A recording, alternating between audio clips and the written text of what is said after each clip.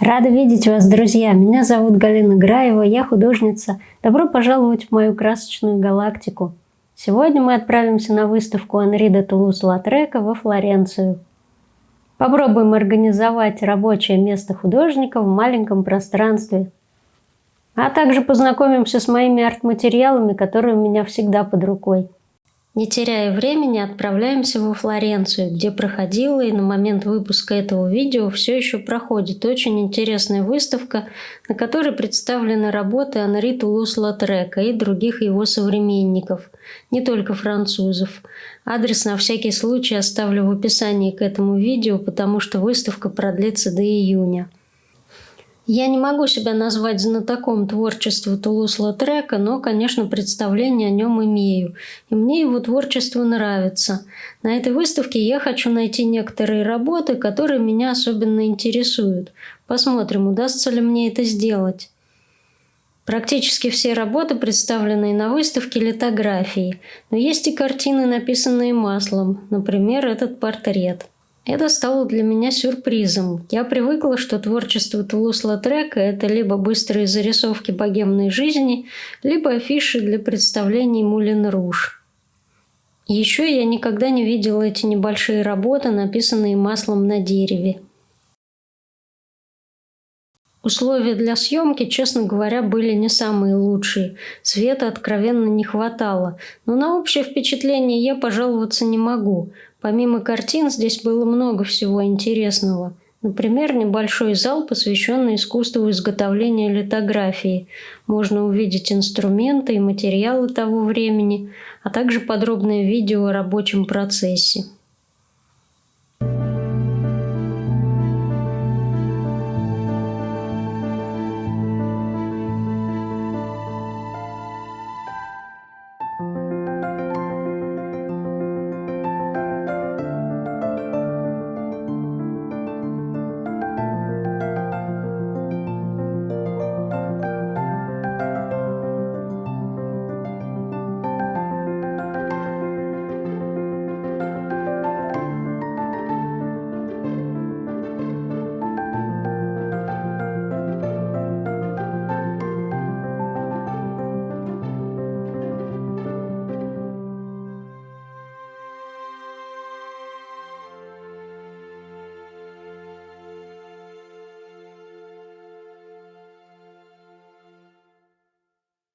Полностью погружают в атмосферу так называемой прекрасной эпохи и многочисленные фотографии и видео того времени.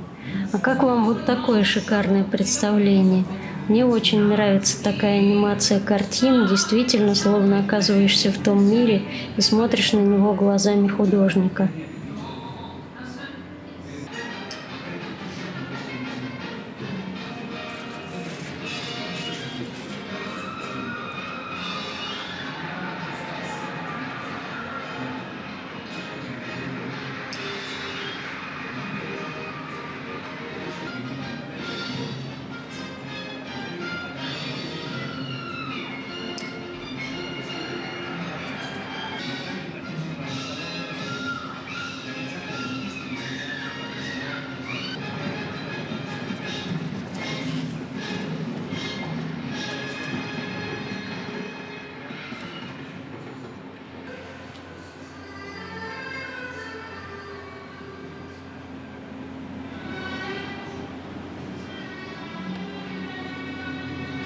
Зарисовки Тулуз-Латрека на тему цирка я вижу впервые.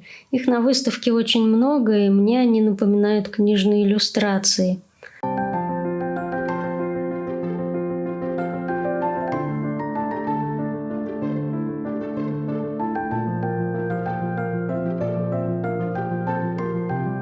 А вот что стало для меня настоящим шоком. Ивет Гильбер, певица и актриса. Ее портреты очень часто писал Тулуз-Латрек, и один из них я как раз-таки искала, но не обнаружила. Зато обнаружила фото Ивет, и, о боже! Она, оказывается, была красивой молодой девушкой. Но разве можно так о ней сказать, судя по портретам? Я представляла ее себе женщиной средних лет, а то и постарше, и даже в голову не приходило поискать фото. Здесь приведена цитата Ивет. Ради бога, не делайте меня такой ужасно некрасивой. Немножко поменьше. Не всех заботит исключительно художественная сторона, черт возьми. Да уж, и в это можно понять. Схожая ситуация с Жанной Авриль, танцовщицей канкана. Если я не ошибаюсь, Тулус-Латрека называли гением уродства. И теперь я понимаю, почему. Он рисовал во многом в манере шаржа. Не знаю, повлияли ли на это его собственные физические изъяны, или просто было художественным стилем, но, безусловно, такой манерой он выделялся среди остальных. Например, до этого здесь проходила выставка Альфонса Мухи, и до сих пор присутствуют некоторые его работы. Так вот, у Мухи все наоборот. Глядя на фото натурщиц, можно с уверенностью сказать, что Муха рисовал лишь фигуру. Лица у всех совершенно другие, идеальные и прекрасные, в отличие от Тулус-Латрека, который любил находить и подчеркивать несовершенство. Не знаю, какой подход вам ближе, но я за золотую середину.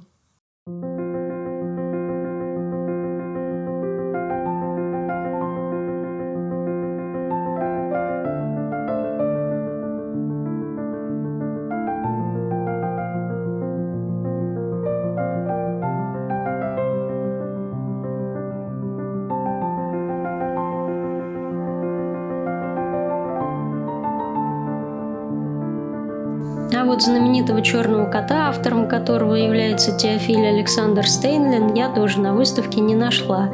Это репродукция среди сувениров. Но выставка в целом мне очень понравилась. Здесь представлено множество авторов, помимо Тулус-Латрека, а также мебель, красивейшие настольные лампы того времени. Я очень рада, что мне удалось найти знаменитые портреты Жанны Авриль и Аристида Брюана.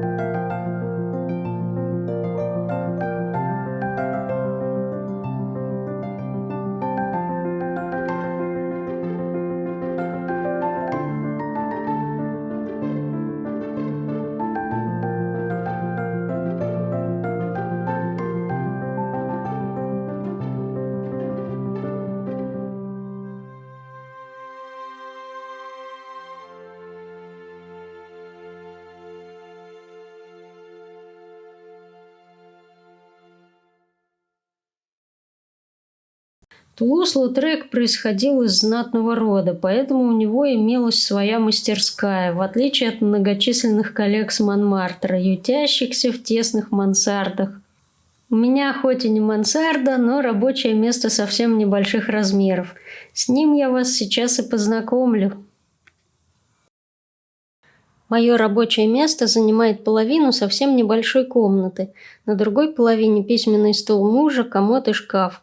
Если вы творческий человек или просто хотите организовать свой рабочий уголок, возможно, найдете для себя что-то полезное в этом видео. Первым делом хочу продемонстрировать вам вот такой столик, за которым я занимаюсь росписью по дереву и рисую что-то на бумаге. Он идеально вписался мне сюда в пространство по своим габаритам. И куплен он был в сезон, когда была весна и продавалось много мебели такой для дачи, для сада. Он металлический. Это вот как раз-таки такие варианты, которые можно держать на улице. Мне он чем понравился? Прежде всего, ну, конечно же, габаритами. То есть я искала именно вот по размеру, по-моему, это 60 на 60. То есть больший размер у меня бы вообще никак не поместился. И мне он понравился тем, что он складной. То есть когда я, например, занимаюсь живописью, мне надо поставить мольберт, я его спокойно складываю, отодвигаю в сторонку, он мне совершенно не мешает, и на его место ставлю мольберт. Из минусов здесь имеются такие довольно-таки большие отверстия в столешнице, ну прям вот щели, в которые, разумеется, кисточка запросто проваливается. Поэтому приходится столик чем-то все время застилать во время работы.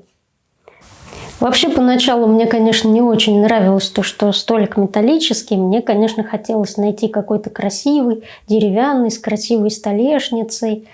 Но вот, как назло, ничего такого не было. И более подходящего вот в тот момент, когда я искала, я вообще ничего не нашла. Но, разумеется, по закону подлости, как всегда, как только покупаешь какую-то вещь, смиряешься, да, с тем, что вот нет варианта более подходящего, как он сразу появляется. И, естественно, сразу же появился другой столик с деревянной сплошной столешницей, с красивой. Ну, куда деваться, что делать? Ну, в конце концов, не коллекционировать же мне столики. Пришлось смириться вот с тем, что есть. И потом я подумала, что не так уж и плохо, что он металлический, потому что вот у нас здесь рядом печка, и в качестве пожарной безопасности лучше так. И к тому же здесь не страшно его как-то повредить, потому что бывает, что я работаю и с красками достаточно такими въедливыми, которые оттереть очень сложно. Они, естественно, попадают тоже на поверхность, и с лаками, и с растворителями. Поэтому, дерево не очень практичный вариант в этом случае. Металл все выдержит.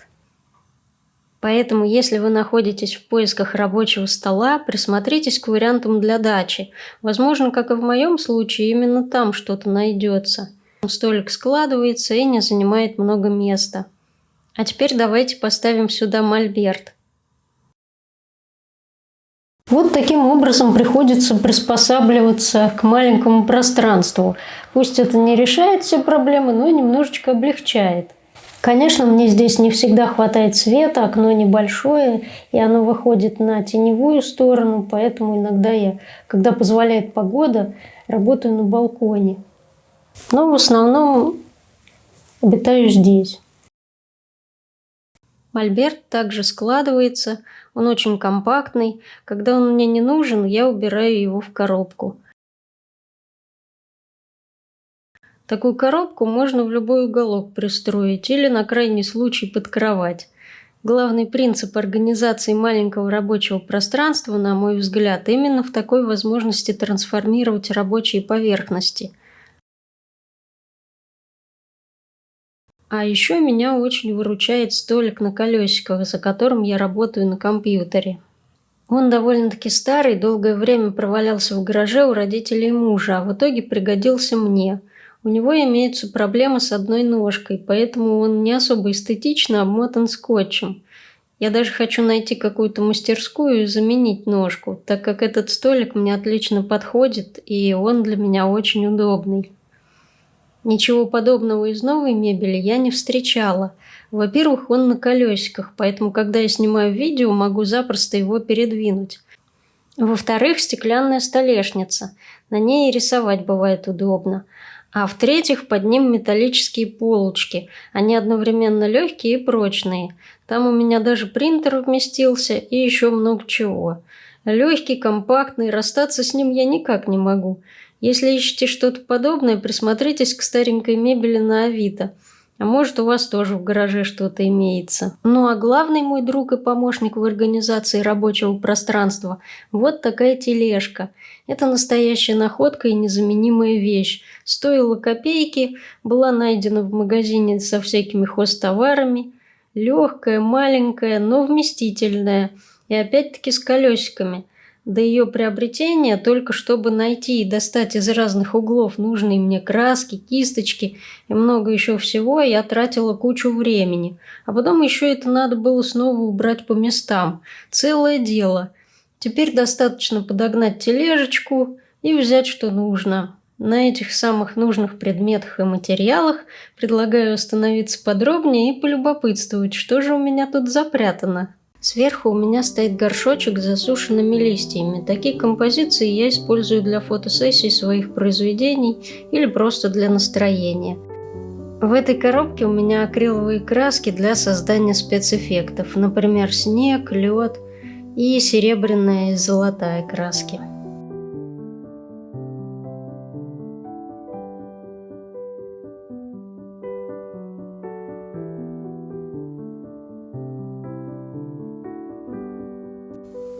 Стопка пластиковых стаканчиков, видавших виды. В них я мою кисточки и развожу грунт для дерева. Пластик не особо эстетично выглядит в кадре, поэтому многие блогеры чуть ли не хрустальную посуду для этого используют. Я люблю эстетику, но, глядя на такое, у меня сердце кровью обливается. Я годами использую один и тот же пластиковый стаканчик. Это очень практично, и если упадет, не страшно, что разобьется. Ведь у нас все-таки кошка. Свечка в баночке также используется мной либо для фотосессий, либо просто для настроения. 2 бутылочки с разным видом масел для обработки деревянных поверхностей. Кстати, в прошлом видео можно увидеть, как я их использую. Взгляните, там много всего интересного. А в качестве палитры у меня всегда пластиковые тарелки. Кто-то может подумать, что это не экологично, но я подолгу использую одни и те же тарелки, никогда не выбрасываю их сразу. Во-первых, я сторонница экономии художественных средств, и оставшуюся краску можно использовать еще раз, если, конечно, это не акрил и не масло. А во-вторых, я терпеть не могу отдирать краску с деревянной палитры или какой-либо другой. По-моему, нецелесообразная трата времени. В этой баночке у меня растворитель, чтобы отмыть кисти от лака после лакировки деревянных изделий или разбавить загустевший лак. По сравнению с российскими растворителями, этот итальянский практически без запаха, чем мне очень нравится. А теперь давайте смотреть, что у меня в этой коробочке с симпатичной кошачьей мордочкой.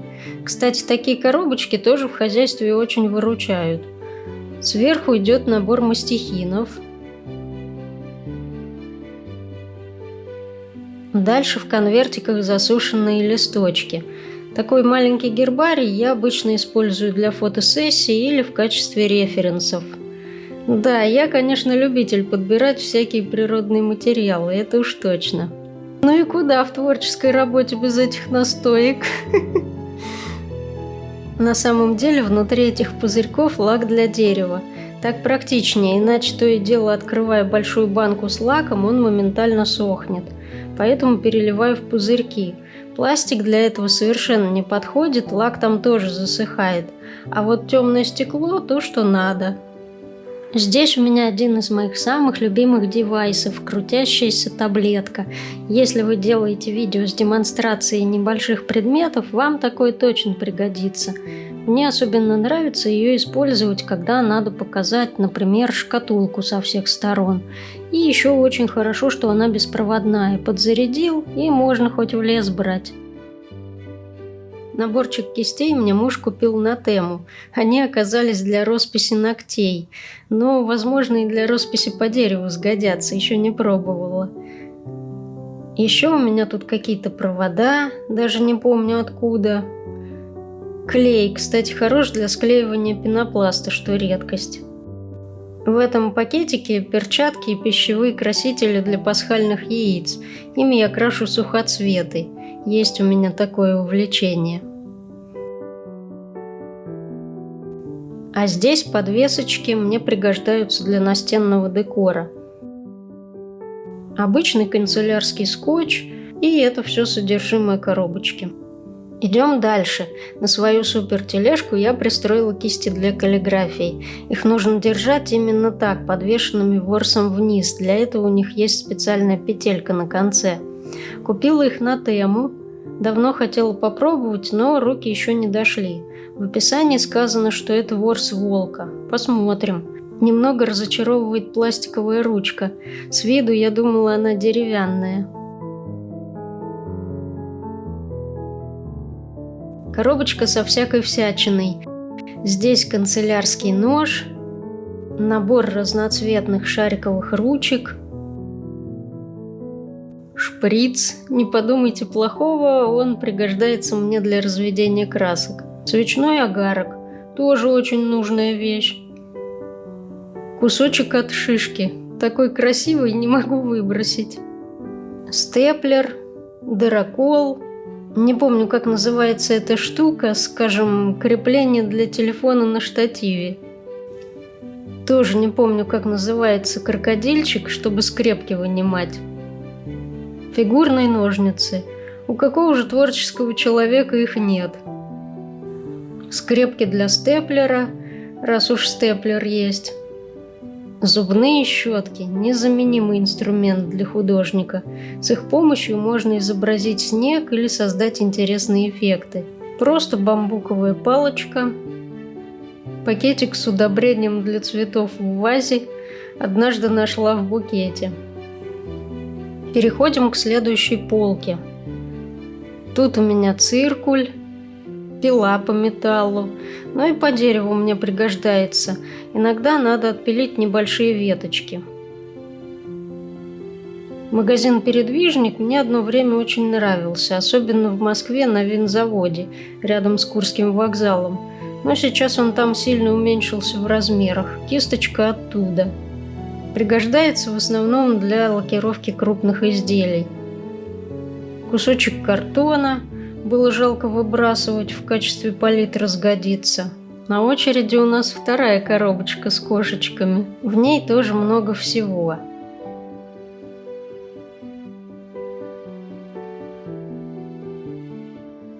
Шарики в форме сердечка мне бывают нужны для фотосессий. Палитра для туши или пигментов была куплена вместе с кистями для каллиграфии.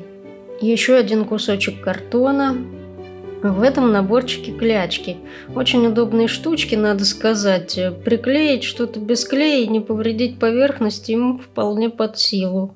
Маленькие прищепки также использую очень часто, особенно для декора. Снова свечки. Для фотосессий мне очень пригождаются. Этот набор скотча я еще не пробовала. И они для заклеивания пространства на бумаге, как бы под паспорту. Они также с тему. Мне всегда нравилось, когда на бумаге получается такая чистая рамочка, и я пользовалась для этого малярным скотчем, который очень часто отдирался вместе с бумагой, и, конечно, это портило работу. Посмотрим, как зарекомендуют себя эти товарищи. Здесь у меня две подставки под кисти, деревянная и пластиковая. Не могу сказать, что очень практичные предметы, но иногда выручают и красиво смотрятся в кадре. Мешочек из-под конфет. Декоративная веревочка. А теперь маленькие жестяные коробочки. Очень симпатичные и в хозяйстве нужные. Здесь у меня прищепки и пчелки.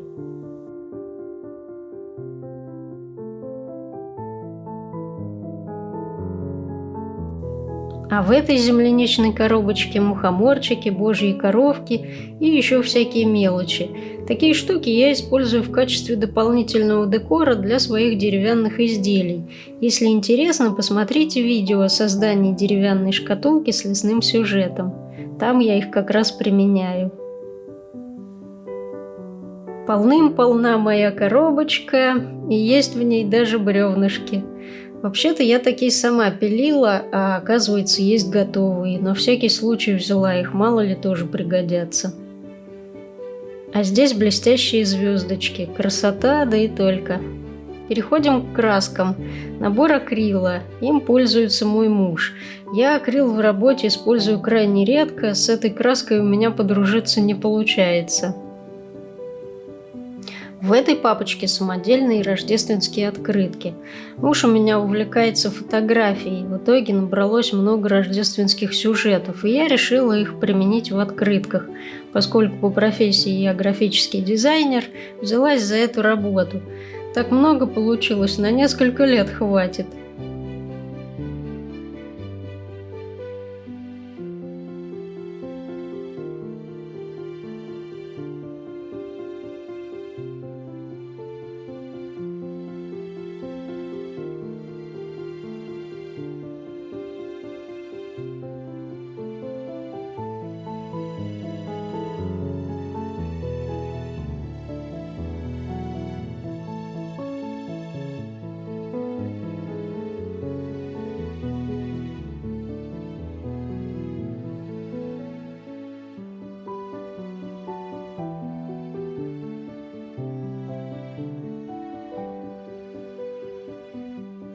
Набор кистей тоже вроде с Тему. Настоящее разочарование. Кисти ужасно лезут. Надо будет попробовать их поджать, может, будет толк. А вот эти кисти очень хорошие, и я пользуюсь ими уже давно. Цветные карандаши. Крайне редко пользуюсь. Купила просто, чтобы было. Надеюсь, вы еще не устали. Последняя полочка осталась. Моток наждачки мне, как человеку, работающему с деревом, конечно, нужен. Фигурная линейка, очень старенькая. В этой коробочке из-под чая масляные краски в маленьких тюбиках, в основном импортные.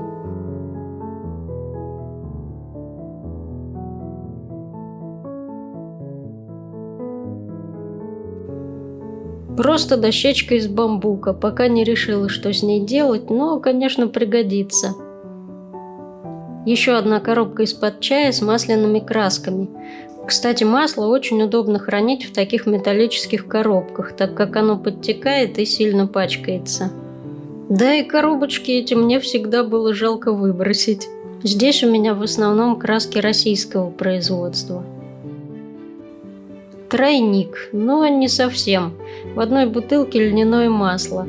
Кстати, в последнее время мне нравится писать картины просто на масле. Переходим к еще одной коробочке. Здесь у меня гуашевые краски. Детские я иногда беру с собой в поездки для набросков. Они маленькие, легкие, много места не занимают.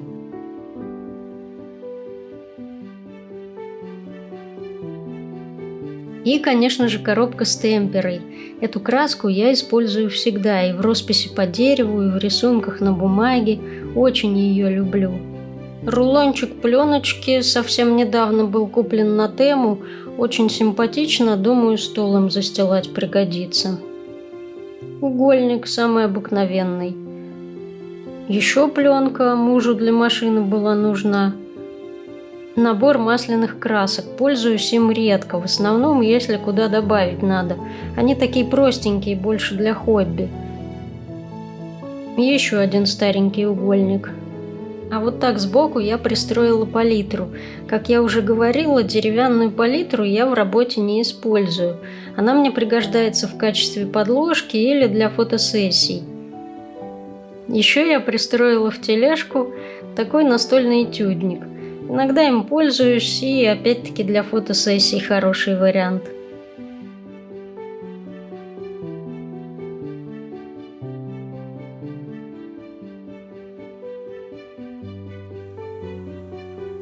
На этом наш обзор заканчивается. Спасибо, что досмотрели. Большое вам спасибо за просмотр, друзья. Я очень надеюсь, что это видео вам понравилось и было полезным. Если это так, поставьте, пожалуйста, лайки и подпишитесь на мой канал. Ну а я желаю вам, чтобы на вашем рабочем месте всегда царил идеальный порядок. И до новых встреч!